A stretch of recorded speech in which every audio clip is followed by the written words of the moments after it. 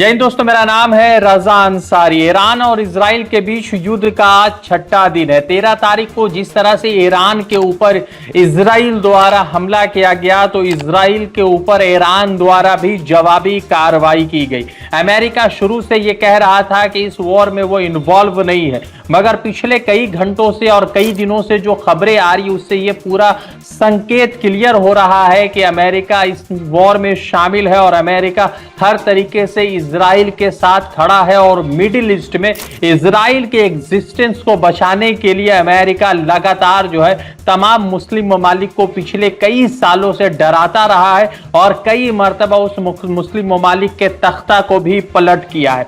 American president Donald Trump की तरफ से कुछ एक दिन पहले एक बयान आता है जिसमें कहा जाता है कि तेहरान अपने आप को सरेंडर कर दे। और जैसे यह खबर ईरान के सुप्रीम लीडर आयतुल्लाह खामनेई को पहुंचती है, तो आयतुल्लाह खामनेई के सामने ये बात सामने आती है और वो कहते हैं कि ईरान किसी भी तरीके से अमेरिका के सामने सरेंडर नहीं करने वाला है। और आज ये खबर ये आ रही है कि अमेरिका ने कहा है कि ईरान जो है अनकंडीशनल यानी कि बिना किसी शर्त के अमेरिका और इजराइल के सामने सरेंडर कर दे। उसी बीच जो है आयतुल्लाह खामनेई के तरफ से भी बयान सामने आता है और आयतुल्लाह खामनेई ने कहा है कि अमेरिका अगर डायरेक्ट ईरान के ऊपर हमला करता है तो अमेरिका को भी भारी नुकसान सहना पड़ सकता है। और आज सुबह से ही हाइपरसोनिक जो मिसाइल्स है वो लगातार इजराइल के तेल अवीव और हाइफा के शहरों में दागे गए। और तकरीबन जो इजरायली मीडिया है उनके आंकड़े अगर आप मानेंगे तो तकरीबन 24 लोगों के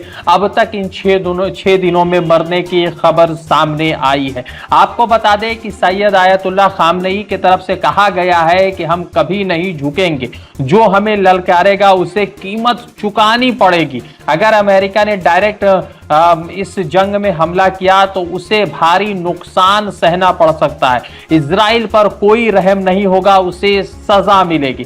डोनाल्ड ट्रंप के तरफ से बयान ये भी सामने आया है कि डोनाल्ड ट्रंप ने ईरान को कहा है कि बिना किसी शर्त के वो इजराइल के सामने सरेंडर कर दे।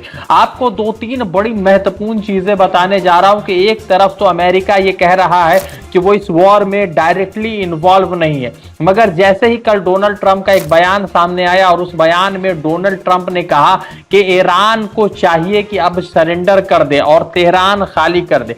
सैयद आयतुल्लाह खामनेई के तरफ से एक बयान सामने आया जिसमें यह कहा गया कि वॉर अभी शुरू हुआ है। और आज इन्होंने अपने सोशल मीडिया के ट्विटर पर ऑफिशियली अकाउंट से यह कहा कि अब वॉर शुरू हुआ और उसके बाद से ही हाइपरसोनिक बैलिस्टिक मिसाइल जो है इजराइल के अलग अलग शहरों पर दागे गए। आपको बता दें कि उसी बीच नॉर्थ कोरिया के शासक किम जोंग उन जो है रशिया के टॉप सिक्योरिटी ऑफिशियल्स के तरफ से मीटिंग की है। दूसरी तरफ व्लादिमीर पुतिन जो रशिया के प्रेसिडेंट है उनके तरफ से कहा गया है कि जल्द से जल्द इस जंग का जो है विराम हो, सीज फायर हो और रशिया और ईरान और इजराइल अगर एक दूसरे से सीज फायर करने के लिए तैयार है तो वो बीच में एज अ पीस मेकर का रोल प्ले कर सकता है। आपको बता दें कि पहले डोनाल्ड ट्रंप ये कहा करते थे कि वो पीस मेकर के रोल पर है, वो दोनों को सुलह करवा सकते हैं, मगर जिस तरह से डोनाल्ड ट्रंप का बयान सामने आया और डोनाल्ड ट्रंप ने जिस तरह से अमेरिका का पक्ष रखा और अमेरिका द्वारा मुकम्मल सपोर्ट इजराइल को दिया गया, तो बहुत सारे लोगों के मन में सवाल पैदा होने लगा कि क्या अमेरिका भी इस वॉर में डायरेक्टली इन्वॉल्व है। दूसरी तरफ लगातार अमेरिका और इजराइल की तरफ से कहा जा रहा है कि उन्होंने तेहरान के एयर स्पेस को कंट्रोल कर लिया है और दो तरफा कंट्रोल कर लिया है और आयतुल्लाह खामनेई के लोकेशन को भी पता लगा लिया है, मगर फिलहाल उसके ऊपर हमला नहीं किया जाएगा। डोनाल्ड ट्रंप के तरफ से जो यूएस ऑफिशियल्स है उनके तरफ से एक बयान सामने आया जिसमें कहा गया है कि इजराइल ने आयतुल्लाह खामनेई के मारने का पूरा प्लान बना लिया था, मगर उसी बीच जो है डोनाल्ड ट्रंप ने मना किया और इसीलिए जो है अब तक फिलहाल आयतुल्लाह खामनेई जिंदा है। आपको बता दें कि सैयद आयतुल्लाह खामनेई की तरफ से लगातार उनको झुकाने की कोशिश चल रही थी अमेरिका द्वारा, मगर अमेरिका को उस बूढ़े बुजुर्ग ने हर तरीके से वो जवाब दिया है जिस जवाब को पिछले 15-20 सालों से कोई भी देश अमेरिका और इजराइल को नहीं दे पाया।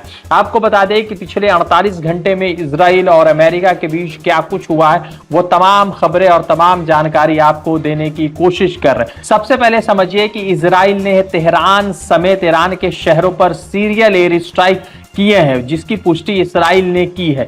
इसराइल ने तेहरान, नतांज, इस्फहान, तबरेज में न्यूक्लियर और मिलिट्री साइट पर एयर स्ट्राइक किए। ये हमले ऑपरेशन राइजिंग लायन के तहत किए गए हैं। 200 से ज्यादा फाइटर जेट्स इस ऑपरेशन में शामिल थे और साथ ही साथ जो है ईरान के अंदर 2 यूरेनियम की फैक्ट्री को भी तबाह कर दिया गया है। ऐसा जो आंकड़ा है और ऐसी पुष्टि जो है इजरायली मीडिया और इजराइल डिफेंस फोर्सेस की तरफ से की गई है। उसके साथ ही साथ जो है ईरान का जो war time chief of staff है, जिसका नाम है अली शादमानी, उसको भी मारने की, उसके भी मौत को मर्डर करने की खबर सामने आई है और उसमें कहा गया है कि एयर स्ट्राइक में हलाक हो गया। कुल मिलाकर 40 नए और 40 बेहद ही अहम जो इलाके थे, उन इलाकों पर इजराइल द्वारा बमबारी की गई है और इजराइल द्वारा जो है ईरान के इन शहरों पर लगातार हमले किए। आपको बता दें कि ईरान ने पिछले 48 घंटे में इन जवाबी कार्रवाई को देखते हुए तकरीबन 400 से ज्यादा बैलिस्टिक मिसाइल और हाइपरसोनिक मिसाइल जो है इजराइल के ऊपर हमला किया, जिसमें से 35 और 40 ऐसे मिसाइल है जिसने इजराइल के एयर डोम को बर्बाद किया है और एयर डोम से छुपते हुए इजराइल के मुख्तलिफ शहरों पर जाकर गिरा है और जिसके जवाब में तकरीबन 24 लोगों के मरने की खबर सामने आ रही। फिर उसके बाद बता दें कि ईरान ने इस जवाबी हमले को माना है और कहा है कि इजराइल की तरफ से दोबारा अगर हमला होगा तो उसे जो है और जोर का जवाब दिया जाएगा। दूसरी तरफ जो है तेल अवीव और हाइफा के शहर में ईरानी मीडिया की तरफ से कहा जा रहा है कि तकरीबन 24 लोगों के मरने की खबर आ रही है।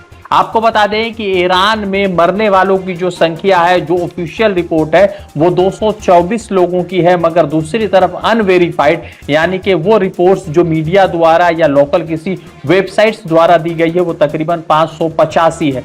1300 से ज्यादा लोग ईरान में जख्मी हो गए। दूसरी तरफ इजराइल में कंटिन्यू जो है कंफर्म 24 लोग हिलाक हुए और पावर स्टेशन और मिलिट्री इंस्टॉलेशन को भी नुकसान पहुंचाया गया है। अब आते हैं, आपको यह बताते हैं कि किसने क्या कुछ बयान दिया है।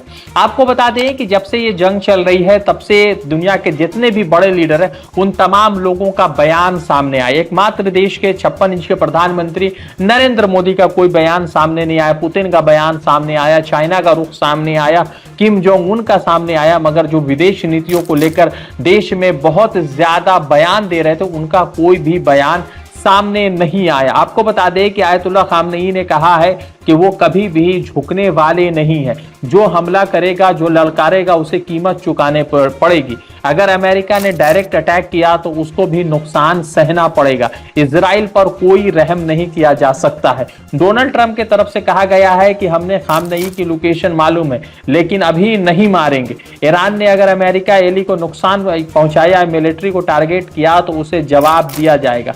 खामनेई को मारने का प्लान था मगर मैंने वीटो किया, ऐसा डोनाल्ड ट्रंप का कह रहा है ना। ईरान को बिला शर्त सरेंडर करना होगा वरना अंजाम बुरा होगा। दूसरी तरफ जो है आपको बता दें कि व्लादिमीर पुतिन जो रशिया के प्रेसिडेंट है, उन्होंने कहा है कि रशिया सुलह करवाने के लिए तैयार है लेकिन ईरान को होशियार रहना होगा। अगर अमेरिका ने फौज भेजी तो पूरे इलाके में तबाही से जो है लोग शिकार हो सकते हैं। आपको बता दें कि ये तमाम जो खबरें आ रही हैं उन तमाम खबरों के बीच में ये तो स्पष्ट है कि आयतुल्लाह खामनेई झुकने के लिए तैयार नहीं है और आयतुल्लाह खामनेई जिस तरह से भी हो ईरान के लिए या ईरान की तरफ से अमेरिका और इजराइल से लड़ने के लिए तैयार है। अब देखना यह है कि जिस तरह से आयतुल्लाह खामनेई को सिक्योरिटी थ्रेट है, लगातार जो है बेंजामिन नेतन्याहू की तरफ से या फिर डोनाल्ड ट्रंप की तरफ से जो बयान सामने आ रहे थे, उन बयानों से ऐसा लगता है कि अब जो है आयतुल्लाह खामनेई की सिक्योरिटी को बड़ा थ्रेट है, क्योंकि अली शादमानी के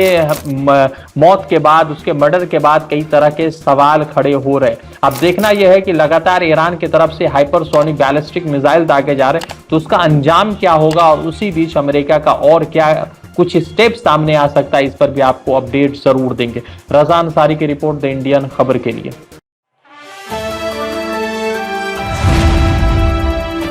द इंडियन खबर, सच आपके सामने।